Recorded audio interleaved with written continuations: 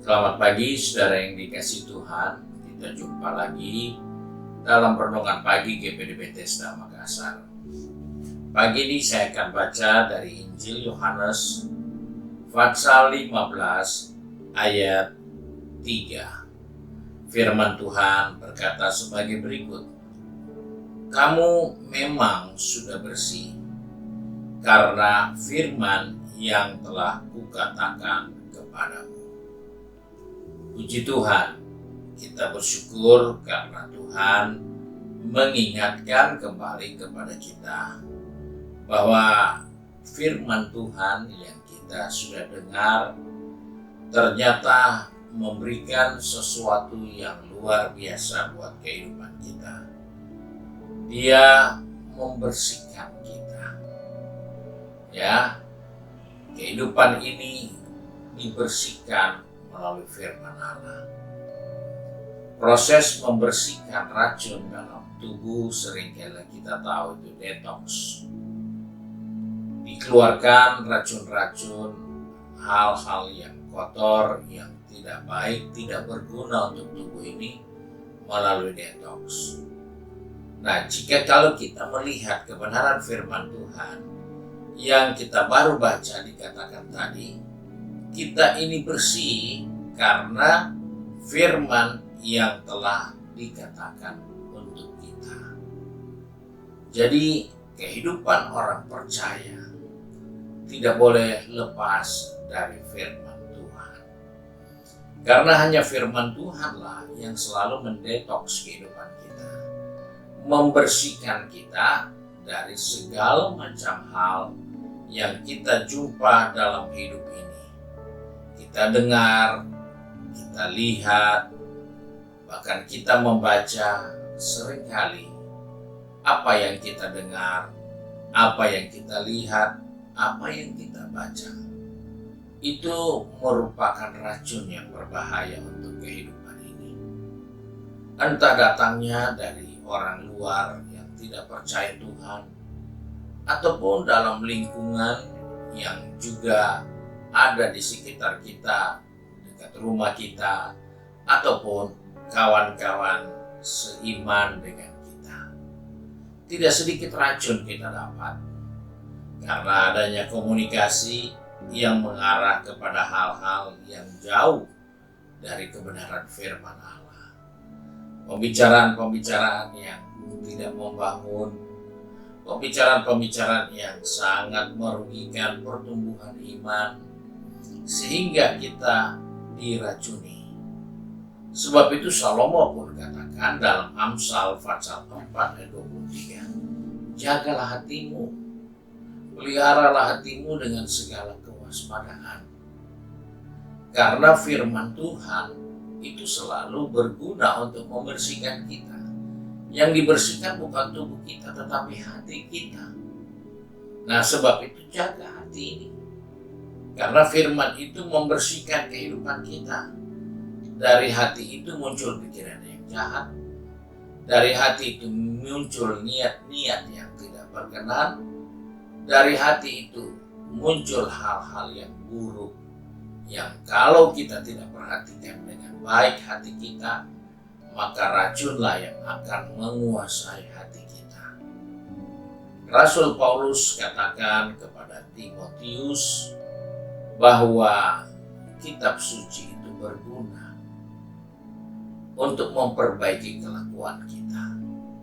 Dia katakan di dalam 2 Timotius pasal 3 ayat 16 sampai ayat 17 seperti ini. Segala tulisan yang diilhamkan Allah memang bermanfaat untuk mengajar, untuk menyatakan kesalahan, untuk memperbaiki kelakuan, dan untuk mendidik orang dalam kebenaran. Dengan demikian, tiap-tiap manusia kepunyaan Allah diperlengkapi untuk setiap perbuatan baik. Jadi kita orang-orang percaya yang adalah milik Tuhan. Kita sudah disiapkan banyak hal yang baik melalui firman Allah. Tetapi itu harus selalu kita baca dengan rutin. itu selalu harus kita renungkan dengan rutin dalam kehidupan kita. Karena dengan demikian, kita akan melihat bahwa kita tahu ada kesalahan dalam diri kita. Kita akan tahu bahwa ada hal yang rusak dalam diri kita. Kita akan tahu bahwa kita ini tidak benar. Ada banyak orang berjalan terus dalam kesalahannya, dalam dosanya, karena dia tidak pernah membaca firman Allah. Karena firman Allah tujuannya menguduskan kita, membersihkan kita, melenyapkan semua racun-racun dalam tubuh ini.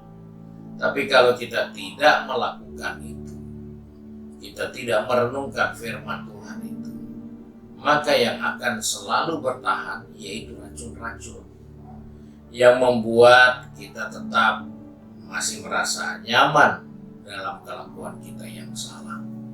Kita masih tetap merasa nyaman dalam kebodohan kita. Kita masih tetap merasa nyaman di dalam kesalahan kita. Itu yang terjadi.